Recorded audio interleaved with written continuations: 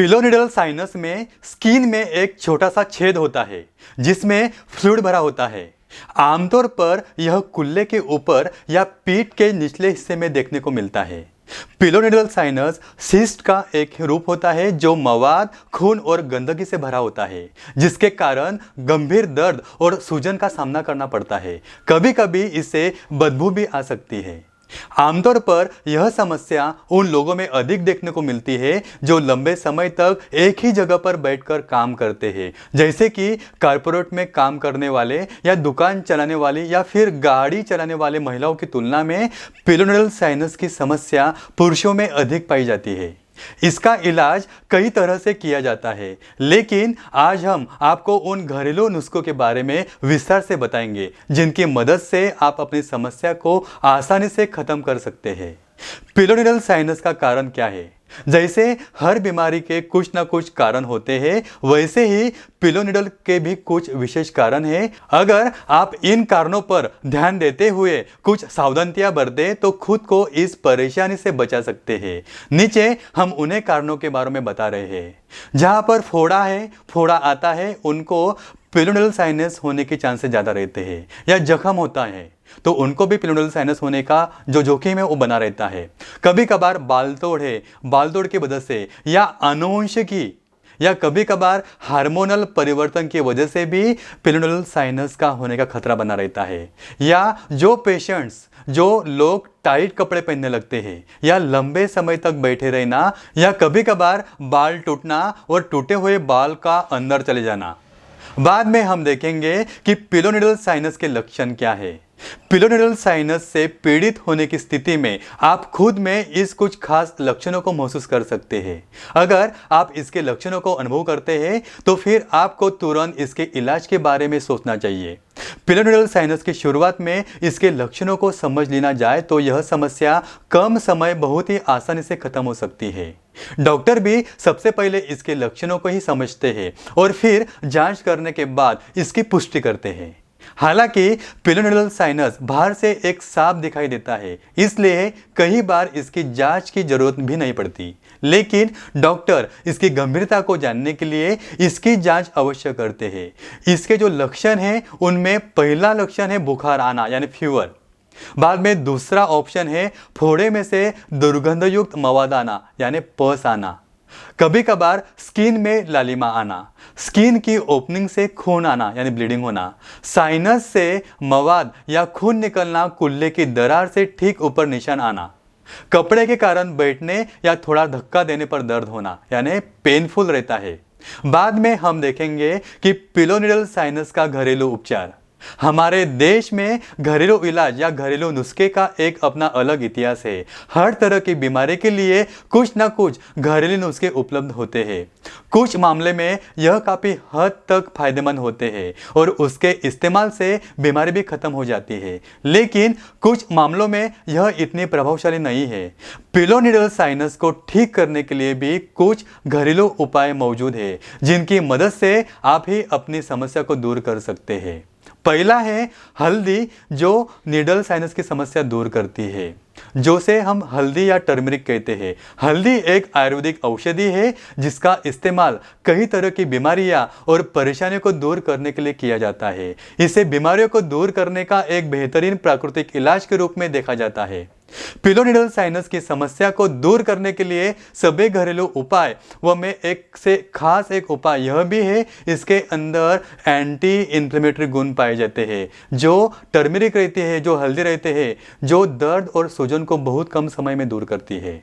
अपने पिलोनिडल साइनस की समस्या को दूर करने के लिए हल्दी को थोड़े से पानी में मिलाकर उसका लेप तैयार करें और फिर उसे प्रभावित जगह पर नियमित रूप से दिन में 3 बार कुछ दिनों तक लगाएं।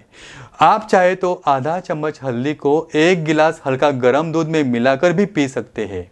हल्दी का इस्तेमाल जो साइनस की समस्या में बहुत फायदेमंद होता है।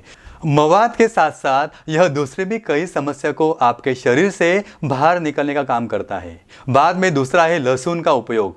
लहसुन पिलोनिडल साइनस को ठीक करता है। लहसुन में एंटी इंफ्लेमेटरी और एंटीसेप्टिक प्रचुर मात्रा में होता है, जो शरीर में सूजन को खत्म और पेयजल की समस्या को दूर करने का काम करते हैं। लहसुन में एंटीऑक्सीडेंट गुण भी पाए जाते हैं, जो सिस्ट में बैक्टीरिया को बढ़ाने से रोकते हैं। अगर आप अपने डिजाइनर से परेशान हैं तो आपको घबराने की जरूरत नहीं है, क्योंकि आप इस समस्या को बहुत आसानी से दूर कर सकते हैं। सबसे पहले आप थोड़े से पानी में लहसुन की सादा पानी में लहसुन की कली को मिलाकर एक पेस्ट तैयार करें। फिर इस पेस्ट को पिलोनिडल साइनस से प्रभावित जगह पर लगाएं और लगभग आधे घंटे के लिए छोड़ दें। आप चाहे तो हल्का गर्म पानी में लहसुन की कली को मिलाकर उसका सेवन भी कर सकते हैं। ऐसा करने से प्रभावित जगह की सूजन खत्म हो जाती है और पिलोनिडल साइनस की समस्या से राहत मिलती है। बाद में तीसरा है सेंधा नमक।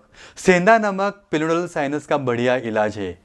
सेंधा नमक पिलोनिडल साइनस की समस्या को दूर करने में सहायक होता है। इसके अंदर मैग्नीशियम सल्फेट मौजूद होते हैं, जो शरीर से विषाक्त पदार्थों को बाहर निकालने और अपने साइनस की समस्या को खत्म करने का काम करते हैं। अगर आप पिलोनिडल साइनस से पीड़ित हैं तो घर बैठे ही आप इससे छुटकारा पा सकते हैं। सेंधा नमक का इस्तेमाल करने के लिए आप सबसे पहले बाथटब जिसमें हल्का गर्म पानी भरें और फिर उसमें 1 या 2 कप सेंधा नमक मिलाएं।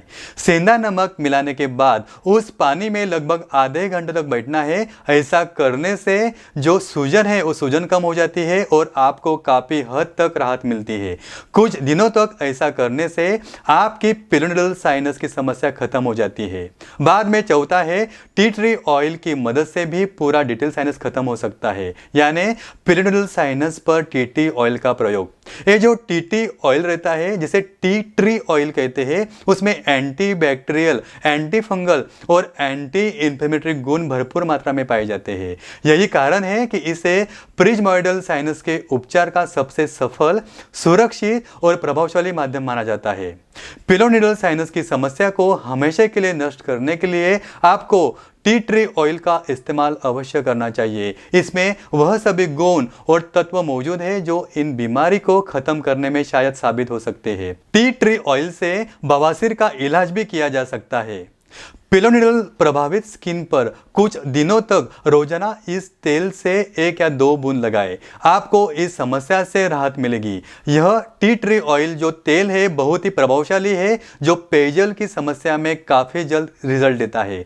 अगर किस के इस्तेमाल को लेकर किसी तरह की शंका या परेशानी है तो आसपास के डॉक्टर से मिलकर इसके बारे में बात कर सकते हैं या फिर YouTube पर इसके वीडियो देख सकते हैं।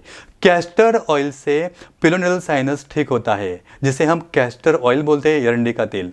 हमारे पूर्वजों ने लगभग सभी समस्या के लिए कोई ना कोई घरेलू उपचार ढूंढा है। यह अलग बात है कि कुछ मामलों में यह चीज़ें ज़्यादा फायदेमंद होती है तो कुछ मामलों में कम, लेकिन कहीं ना कहीं इसमें थोड़ा बहुत फायदा तो अवश्य ही होता है।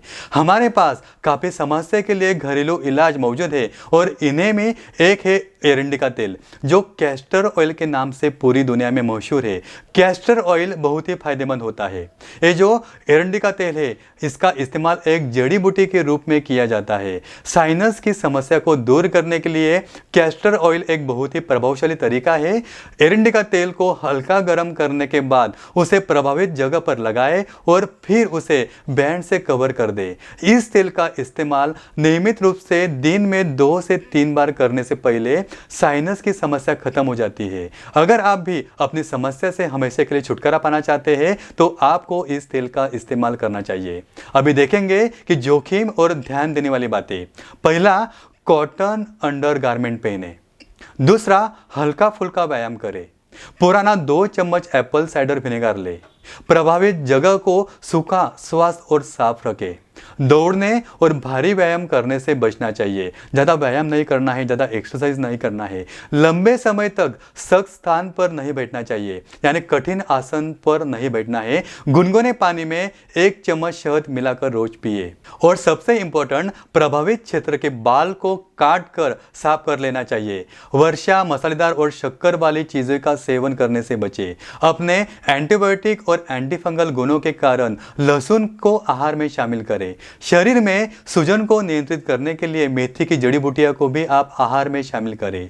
इसका निष्कर्ष है, यानी फाइनल, पिलोनिडल साइनस एक आम समस्या है जो लंबे समय तक एक जगह बैठने वाले या टूटने टाइट कपड़े पहनने, एक आनुवंशिक हार्मोन परिवर्तन जैसे और अन्य ढेरों कारणों से हो सकती है। इन समस्या से पीड़ित होने की स्थिति में आपको दर्द और सूजन का सामना करना पड़ सकता है। अगर आपको पिलोनिडल साइनस है या फिर खुद में इसके लक्षण को देखते हैं तो ऊपर बताए गए घरेलू नुस्खा का इस्तेमाल करके आप हर समस्या से छुटकारा पा सकते हैं। अगर घरेलू नुस्खे से आराम ना मिले तो फिर आपको डॉक्टर से मिलकर इसकी जांच और इलाज करवाना चाहिए। तो ठीक है दोस्तों, फिर मिलते हैं आने वाले नए वीडियो में। तब तक के लिए धन्यवाद।